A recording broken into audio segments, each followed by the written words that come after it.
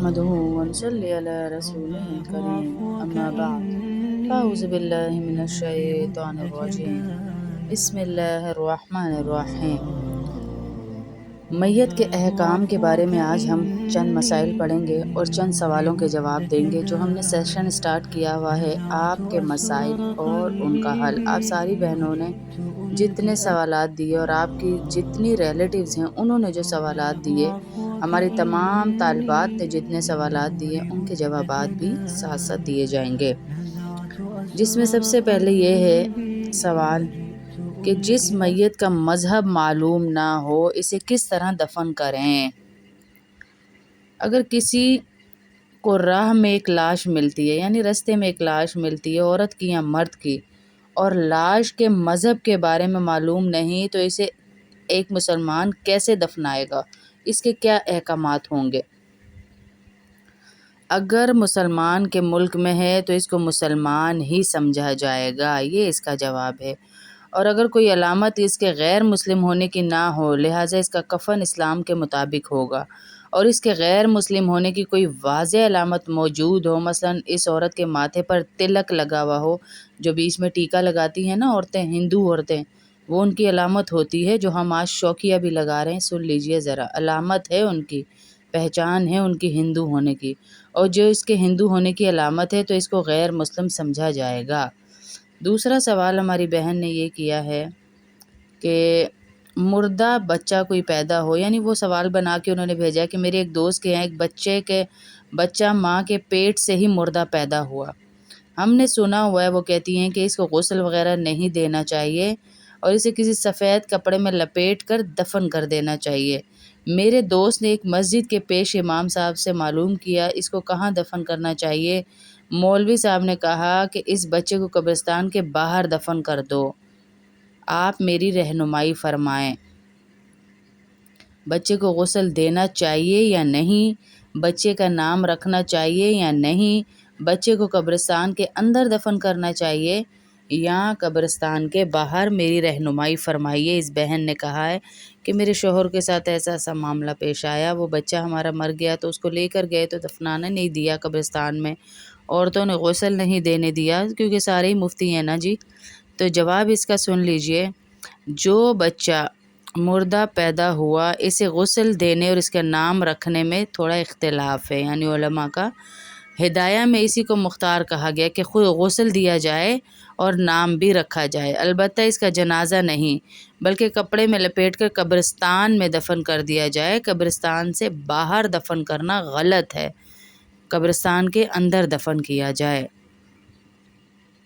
اگلا سوال ہمارے پاس یہ ہے کہ اگر کسی شخص کا انتقال ہو گیا اور اس کی میت جب تک گھر میں موجود ہوتی ہے تو اس جگہ تلاوت قرآن شریف کرنی چاہیے یا نہیں؟ دوبارہ سوال سن لیجئے کہ اگر کسی شخص کا انتقال ہو گیا اور اس کی میت جب تک گھر میں ہے تو اس کے پاس بیٹھ کر قرآن کی تلاوت کرنی چاہیے یا نہیں کرنی چاہیے؟ جواب اس کا یہ ہے کہ میت جس کمرے میں ہو اس کے بجائے دوسرے کمرے میں تلاوت کی جائے۔ ہاں، اگر غسل دے دیا ہے تو غسل کے بعد میت کے پاس بیٹھ کے بھی پڑھنے میں کوئی مذائقہ نہیں ہے، کہ پڑھ سکتے ہیں، لیکن جب تک غسل نہیں دیا تو دوسرے کمرے میں پڑھیں، اور اگر میت کو غسل دے دیا تو اس کے پاس بیٹھ کر بھی پڑھ سکتے ہیں۔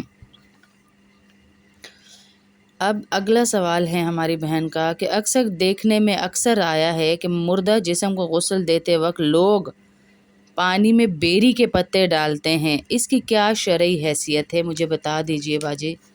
تو بیری کے پتے ڈالنا سنت سے ثابت ہے، نہ بھی ہوں تو غسل ہو جائے گا، یہ نہیں کہ آپ گھر والوں کو بھگاتے رہیں اور غسل میں تاخیر کرتے رہیں، سنت ہے، سنت سے ثابت ہے۔ اب اگلا سوال ہماری بہن نے یہ کیا ہے کہ گزشتہ دنوں ایک شخص کا انتقال ہوا، ان کے رشتہ داروں نے میت کو غسل دینے سے پہلے اور اس کے بعد اس کا چہرہ مشرق کی طرف کر دیا، چہرہ اور سر، اور پاؤں مغرب قبلے کی طرف کر دیے۔ ان حضرات کے جو اس وقت یہ کہہ رہے تھے کہ یہ عمل اس لیے کیا جاتا ہے کہ میت کا منہ قبلے کی طرف رہے، ان کا یہ عمل کس حد تک جائز ہے؟ کیا مرنے کے بعد میت کے سر کو مشرق کی طرف اور پیر کو مغرب کی طرف کر دینا چاہیے؟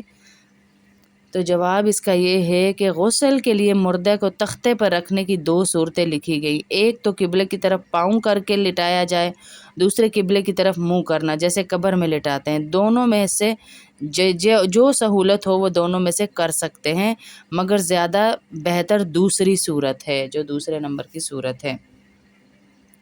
اب ایک اور سوال آیا ہے ہماری بہن کا، میت کو غسل دے کر کتنی دیر تک گھر میں رکھا جا سکتا ہے؟ یہ بہت بہنوں کی پریشانی ہے.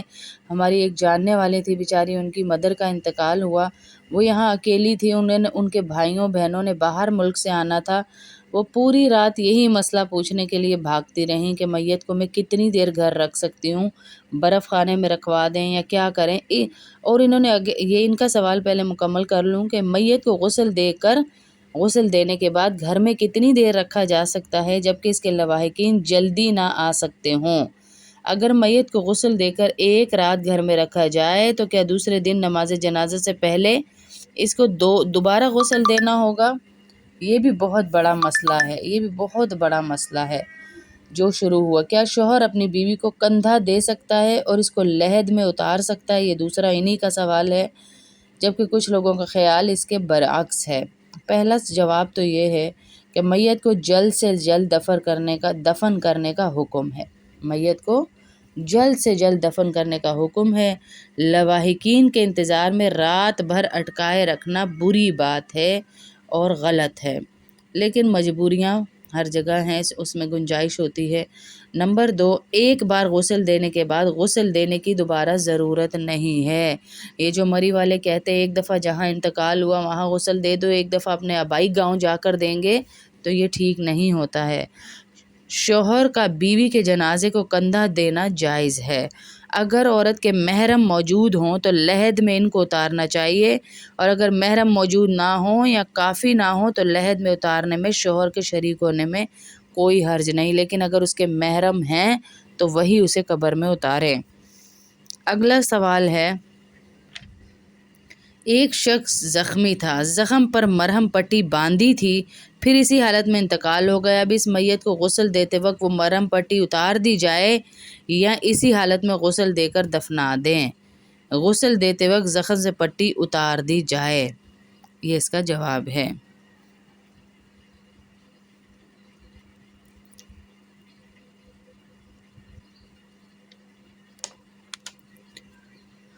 اب یہاں پہ سوال ہے بہن کا کہ ہمیں ایک الجھن درپیش ہے، وہ یہ کہ مردہ اجسام یعنی مردہ جسموں کو ہاتھ لگانے سے غسل واجب ہو جاتا ہے یا نہیں.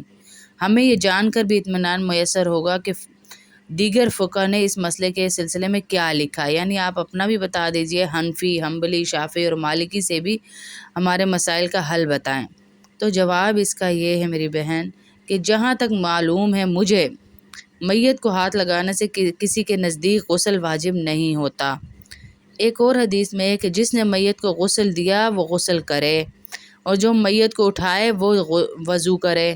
اس کی سند میں محدثین کو کلام ہے اور فقہائے امت نے اس کو حکم استحباب معمول کیا ہے. یعنی ایسا فقہ معلوم نہیں جو میت کو غسل دینے پر غسل واجب ہونے کا اور میت کو اٹھانے پر وضو واجب ہونے کا حکم دیتا ہو. بہرحال جواب اس کا یہ ہے کہ مردہ کے جسم کو ہاتھ لگانے کے بعد غسل یا وضو واجب نہیں، صرف ہاتھ دھو لینا بھی کافی ہے، ضروری نہیں اتنے وہم پالے جائیں. اب اگلا سوال ہے ہماری بہن کا کہ ہم 3 افراد ہم سفر تھے اور سفر ہمارا ریگستان کا تھا. میرے ساتھ میرا ایک شفیق دوست بھی تھا جس کی بیوی کا انتقال ہو گیا. اب آپ بتائیں کہ اس کو کون غسل دے؟ عورت کو مرد اور مردوں کو عورتیں غسل نہیں دے سکتی. خدا نخواستہ ایسی صورت پیش آ جائے کہ عورت کو غسل دینے والی کوئی عورت نہ ہو یا مرد کو غسل دینے والا کوئی مرد نہ ہو تو تیمم کرا دیا جائے. اگر عورت کا کوئی محرم مرد یا مرد کوئی محرم عورت ہو تو وہ تیمم کرائے، اور اگر محرم نہ ہو تو اس اجنبی اپنے ہاتھ پر کپڑا لپیٹ کر تیمم کرائے.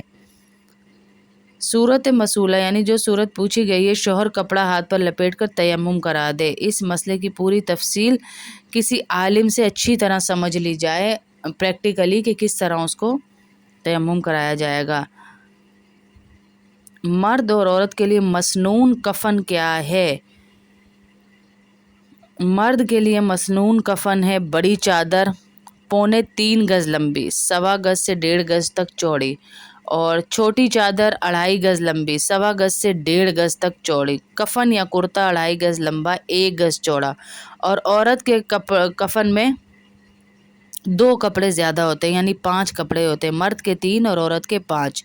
ایک جو ہے سینہ بند اور 2 گز یا 1.25 گز چوڑا ہو، اوڑھنی یعنی 1.5 گز لمبی ہو، قریباً 1 گز چوڑی، نہلانے کے لیے تہہ بند اور دستانے اس کے علاوہ ہوتے ہیں، باقی پچھلی تینوں چیزیں بھی ساتھ ایڈ کریں گے تو 5 ہو جائیں گے، سینہ بند اور اوڑھنی ایکسٹرا ہیں۔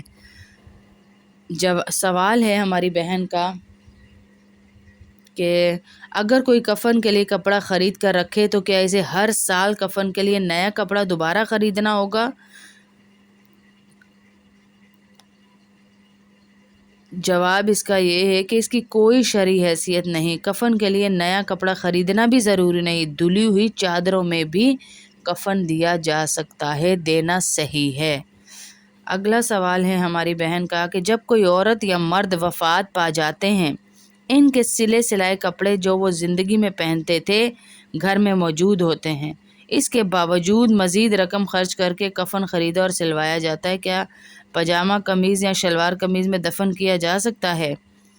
جواب اس کا یہ ہے کہ کفن میں سلے ہوئے کپڑے استعمال نہیں ہوتے، سلے ہوئے کپڑے کفن میں استعمال کرنا خلاف سنت ہے۔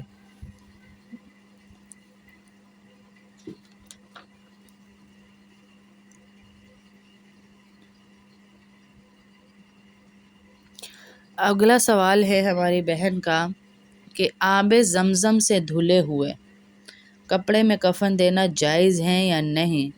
آب زمزم سے دھلے ہوئے کپڑے میں کفن دینا جائز ہے، جواب اس کا یہ ہے، البتہ اس طرح آب زمزم سے کفن دھلوانا سلف صالحین سے ثابت نہیں ہے، غالباً حصول برکت کے لیے لوگوں میں اس کا رواج ہی ہو گیا ہے۔ اور اگلا سوال ہے کہ مردے کے کفن میں عہد نامہ ڈالا جاتا ہے، کہتے ہیں اس سے برکت ہوتی ہے، کیا یہ صحیح ہے؟ جواب اس کا یہ ہے کہ عہد نامہ قبر میں رکھنا بے ادبی ہے، نہیں رکھنا چاہیے۔ اگر میت کی پیشانی پر یا اس کے عمامے پر یا اس کے کفن پر عہد نامہ لکھ دیا تو امید ہے کہ اللہ تعالیٰ میت کی بخشش فرما دیں گے، لیکن علامہ شامی نے اس کی بھی پرزور تردید کی ہے، یعنی نہیں۔ اگلا سوال یہ ہے کہ میری والدہ کا انتقال ہوا تو میں ایک مردے نہلانے والی خاتون کو بلا کر لائی، انہوں نے مجھ سے مہندی منگوائی، والدہ کو نہلانے کے بعد انہوں نے والدہ کے پاؤں یعنی دونوں پیروں کے تلوے میں مہندی لگا دی، ہمارے گھر والوں نے بہت منع کیا لیکن وہ خاتون مسئلے مسائل بتانے لگی۔ مختصراً یہ کہ کفن میں لپٹی لاش عورت کے کیا مہندی پاؤں میں لگانے کا کہیں ذکر آیا ہے؟ جواب اس کا یہ ہے کہ یہ بالکل غلط ہے، نہیں لگانی چاہیے مہندی، کسی قسم کی حرکت میت کے ساتھ ایسی نہیں کرنی چاہیے۔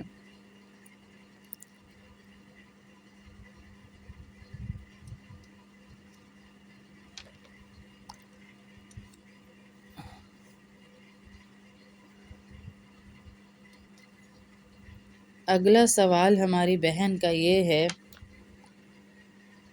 موت کے بعد کیا بیوی کا چہرہ دیکھ سکتا